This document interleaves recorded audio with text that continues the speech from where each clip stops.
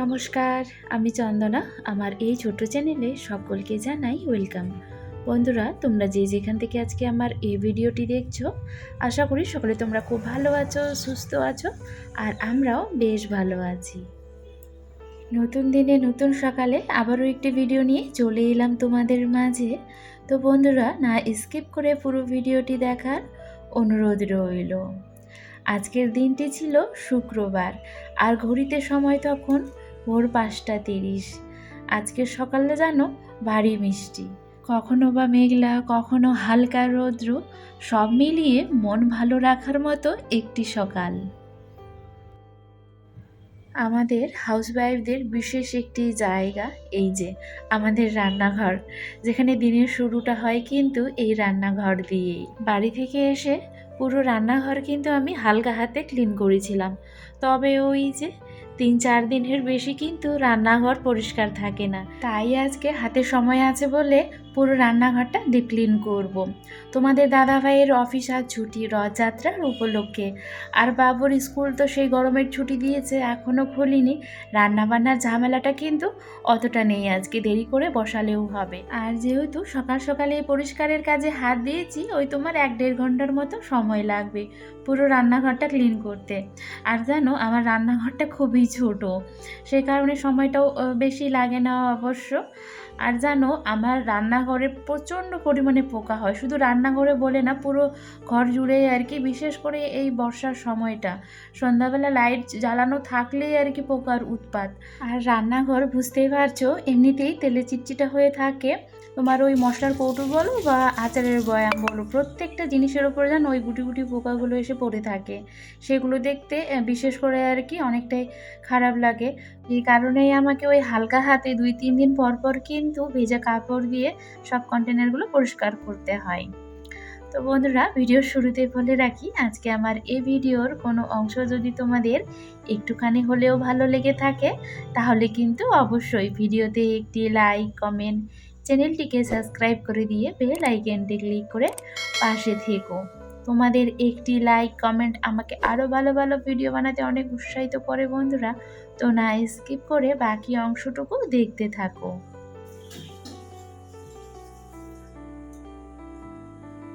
আমার যেন অনেক দিনের একটা ইচ্ছে আছে, ইচ্ছে বা স্বপ্নও বলতে পারো, যে নিজস্ব একটা বড় সড়ো করে রান্নাঘর হবে, আর সেখানে আমি নিজের মতো মনের মতো করে আর কি সাজিয়ে গুছিয়ে রাখবো। প্রত্যেক মেয়েরাই হয়তো বিয়ের পর এই স্বপ্নটা দেখে, যাদের আছে তাদের তো আলাদা বিষয়, কিন্তু যাদের নেই তাদের জন্য এই স্বপ্নটা কিন্তু অনেকটা ইম্পর্টেন্ট। জানি না সেই স্বপ্নটা কবে পূরণ হবে। এখন তো ছেলেকে মানুষ করার জন্য যাযাবরের মতো ঘুরে বেড়াচ্ছি। কয়েকটা বছর হাউজিংয়ে মানে কোয়ার্টারে কাটালাম, তারপর এই যে মালদাতে এসে এখন তো দেখতেই পাচ্ছ ভাড়া বাড়িতে আছি। এটারও যেন একটা আলাদা কিন্তু মজা আছে। যেমন এই যে নতুন নতুন রান্নাঘর পাচ্ছি। প্রথমে এসে মানে প্রথম যখন আসি আর কি মালদাতে, তখন যে বাড়িটাতে আমরা ছিলাম সেখানকার রান্নাঘরটা ছিল বিশাল বড়। তবে যেন বড় থাকলেও সেখানে খোলামেলা ছিল না। এখানে যেটা আছে, এখানে রান্নাঘরটা ছোট হলেও বেশ একেবারে খোলামেলা। বিশাল বড় একটা জানলা দেখতেই পাচ্ছ সামনের দিকে। অবশ্য সেখানেও একটা বড় জানলা ছিল। তবে কি জানো, যেই জায়গাটাতে আমরা ছিলাম সেখানে ছিল গলি গলি টাইপের, প্রচুর বাড়ি ছিল, একেবারে চাপা চাপা। তো আমার ওই রান্নাঘরের জানলাটা খুললেই পাশের বাড়ির ওই দেওয়ালটাই দেখতে পেতাম। না পেতাম সেখানে হাওয়া, না পেতাম আলো। গম্ভীর টাইপের ছিল আর কি জায়গাটা। এখানে কিন্তু সেটা নেই, একেবারে খোলামেলা। এই যে জানলাটা খুলেই তো দেখতে, মানে জানলাটা খোলা আছে তোমরা দেখতেই পাচ্ছ নিজের চোখে। তো বেশ এখানে ভালো লাগে রান্না করতে। তবে গরমের সময় একটুখানি অসুবিধা হয়, তবে জানো ঠান্ডার দিনে বেশ ভারী মজা কিন্তু এখানে দাঁড়িয়ে থেকে ওই রৌদ্র তাপাতে তাপাতে রান্না বান্না করা হয়। দেখলে তোমাদের সাথে গল্প করতে করতে অর্ধেক রান্নাঘর কিন্তু আমার পরিষ্কার করা হয়ে গিয়েছে। ছোট্ট দেখেই যে তোমরা র্যাকটা আমার দেখলে, সেটা জানো অনেক দিন আগে আমি তোমার ফ্লিপকার্ট থেকে পারচেস করেছিলাম। তো খুবই ভালো জানো পেয়েছি, ছোট্টখাট্টো তবে একেবারে মজবুত। বহু বছর হয়ে গেল তবু কিন্তু নতুনের মতোই আছে। আর যেহেতু ওটার মধ্যে আমি ওই যে তোমার তেলের কন্টেনারগুলো রাখি, তার উপরে একটা ছোট্ট দেখে ওই যে রান্নাঘরের যে কাপড়গুলো থাকে সেগুলোকে আমি কিন্তু ভাঁজ করে ওর উপরে রেখে দিই। তাতে কী হয় বলো তো, ওই তেলগুলো আর চেপচেপা হয়ে থাকে না, সহজেই কিন্তু পরিষ্কার হয়ে যায়। আর কয়েকটা আমার ওই যে সিরামিকের কন্টেনারগুলো আছে, সেগুলোর মধ্যে ওই তোমার গরম মশলা বা ভাজা মশলা জাতীয়, তারপর তোমার ওই বিরিয়ানিতে যেই মশলাগুলো ইউজ করে সেগুলো কিন্তু আমি ওটার মধ্যে রাখি। তো ওই সমস্ত কিছু আমার পরিষ্কার করা হয়ে গিয়েছে। এখন এই যে উপরের যে আমার র্যাকগুলো আছে, যেখানে আমি মশলার কৌটোগুলো রাখি, এই জায়গাটা যেন প্রচুর পরিমাণে নোংরা হয়। আর এই ভিডিওটা তোমাদের দাদাভাই আমাকে এই যে মাত্র ঘুম থেকে উঠে মুখ ধুয়ে বসেছিল। আমি অবশ্যই কাজের ফাঁকে একটুখানি চা করে দিলাম, আরও বসে বসে ওই যে চা খাচ্ছে এখন, আর আমাকে ভিডিও করে দিচ্ছে। বেশিরভাগ তো আমি একাই আর কি ভিডিও করি, তবে আজকে ও যেহেতু বাড়িতে আছে, ফ্রি আছে, সেই কারণেই আর কি ভিডিওটা করে দিচ্ছে।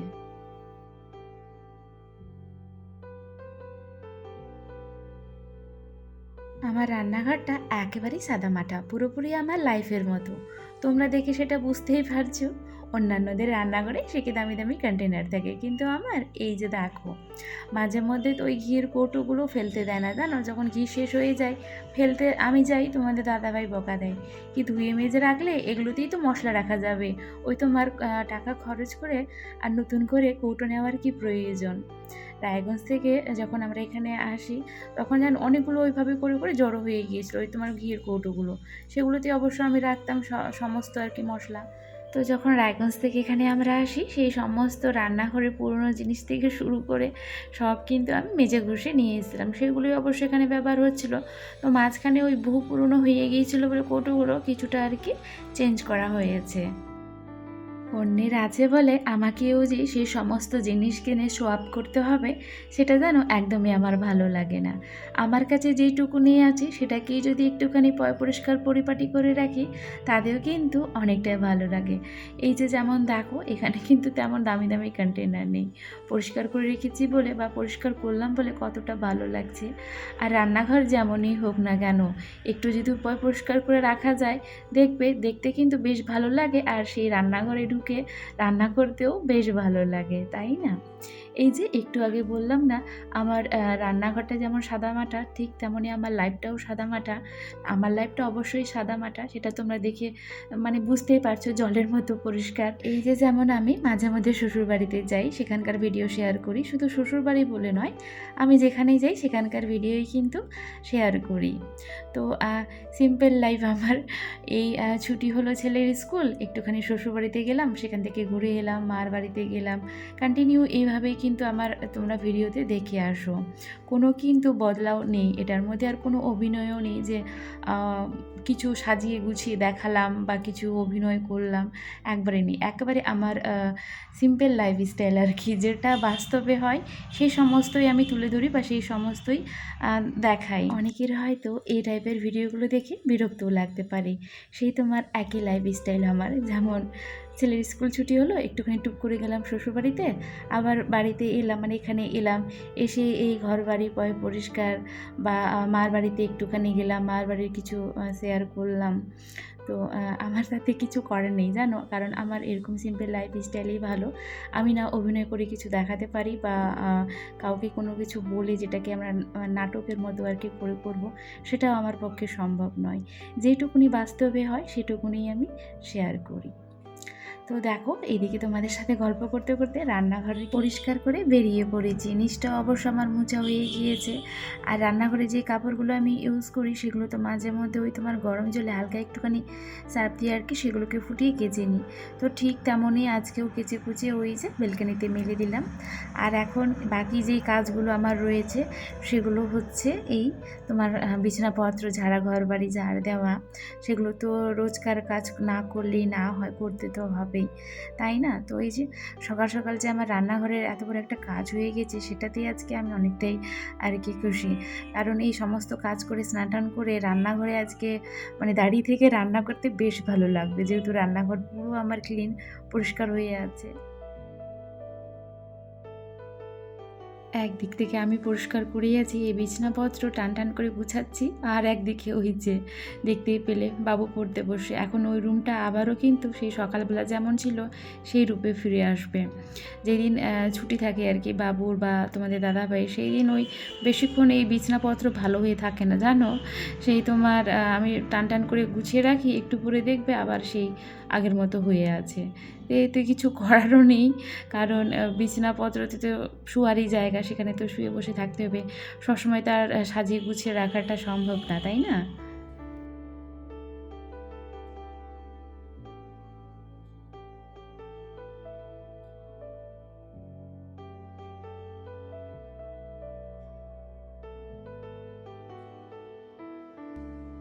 তো চলো, সকাল সকাল সমস্ত কাজ প্রায় আমার কমপ্লিট। এখন এই যে ঘরটা মুছে স্নান করে পুজো দিতে পারলে কিন্তু আজকের মতো সমস্ত কাজ একেবারে আমার কমপ্লিট হয়ে যাবে। শুধু বাকি রইল রান্নাটুকু। তবে জানো, আজকে তোমাদের দাদাভাই রান্না করতে চেয়েছে। যেহেতু পুরো রান্নাঘর আমার পরিষ্কার আছে, আজকে রান্না করতে ওরও ইচ্ছে করছে, আমারও ইচ্ছে করছে আর কি। তো তোমাদের দাদাভাই বললো, তুমি যেহেতু এই কাজগুলো করছো করো, ততক্ষণ আমি চট করে ভাতটা বসিয়ে, আজকে ওই নর্মাল রান্না হবে জানো, ডাল ভাত আলু সিদ্ধ আর ওই তোমার কাঁকরোল আছে, তো কাঁকরোলের ভাজা হবে আর কি। তো সেই জন্য বলুন ঠিক আছে তাহলে তুমি রান্নাটা করে নাও, এইদিকে আমি তাহলে ধীরে সুস্থে আর কি স্নান করে আর কি পুজো দেবো। তো তোমাদের দাদাভাই এদিকে রান্না বসিয়েছে, আর এদিকে মাঝে মধ্যে আবার এসে আমাকে ভিডিও করে দিচ্ছে। আমি অবশ্য একাই ভিডিও করি, তবে আজকেও বাড়িতে আছে বলে ওর ইচ্ছে হয়েছে, টুকটুক করে এসে আবার আমাকে ভিডিও করে দিচ্ছে। আর আজকে বিকেলবেলা একটুখানি যেহেতু আজকে রথ মেলা আর কি, তো যাওয়ার ইচ্ছে আছে সন্ধেবেলা আর কি। আমি জানো এই ভিডিওটা বেশ 2-3 দিন হয়তো দেরি হয়ে গেল, একদমই সময় পাচ্ছিলাম না জানো, প্রচুর ব্যস্ত হয়ে পড়েছিলাম, সে কারণে আর পোস্ট করা হয়ে ওঠেনি। এই তোমার 2-3 দিন আবারও রেস্ট নেওয়া আমার হয়ে গেল। মাঝখানে যখন বাড়ি গিয়েছিলাম তখন তো বেশ কয়েকটা দিন গ্যাপ দিয়েছিলাম ভিডিওতে, এখানে এসেও কিন্তু এতটাই ব্যস্ত হয়ে পড়েছিলাম যে ভিডিও আর কিছুতে এডিট করে দিতে পারছিলাম না। তো দেখো, স্নান টান করে পুজো দেওয়া আমার হয়ে গিয়েছে, আর তোমাদের দাদাভাইয়ের এইদিকে রান্না কমপ্লিট। আলু সিদ্ধ, মুসুরির ডাল করেছে, আর তোমার এই যে কাঁকরোলের ভাজা, আর তার সাথে তো সামনে আচার আছেই।